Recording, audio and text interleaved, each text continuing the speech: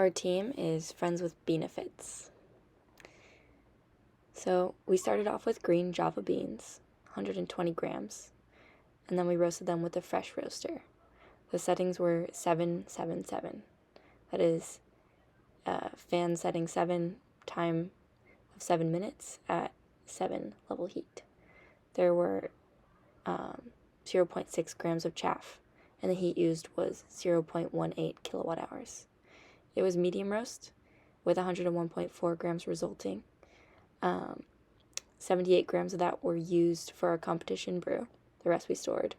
The grind size was 12. We did 6 batches of 13-gram AeroPresses with 180 grams of water each. The water was heated to 94 degrees Celsius, and that used a total of 0.1 kilowatt hours of energy. So we wetted the filter before we went in to filter it, and then we had a 3-minute AeroPress cycle. So we pressed that at medium pressure at about 20 pounds, aka 2.5 psi. Ended up with 950 grams of coffee. So here's the competition arena. Our final design stats. And this is us roasting the coffee that would bring us so much glory. You can see Jahang in the back. We like medium roasts, so that's what we went for this competition.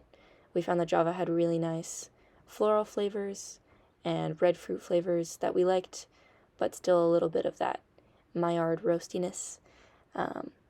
So that's how we decided on our final roast, as well as trying to minimize energy by not roasting past what we needed. As you can see, got to be a nice dark color, but not too dark. This was our AeroPress setup. We ground, like I said, grind size 12, and pressed from there. We first wetted the grounds and then stirred to kind of get an initial bloom on the grounds before adding the rest of the water and performing the extraction. This setup would be really easy to replicate at home. I've used an AeroPress at home, and as long as we have the beans roasted, I think this is a really great method for making a personal cup of coffee, or perhaps for 2 people. It doesn't take long. So here we are pressing.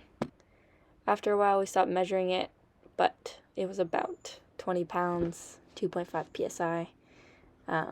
As you can see, the coffee was pretty light in color, but really nice and red. A lot of flavor there, but definitely not heavy. Here's a picture of the cake. And we measured TDS using the method we learned in lab. And here is the refractometer before and after having the coffee in it, with a final competition of 2nd place for overall and 3rd for flavor.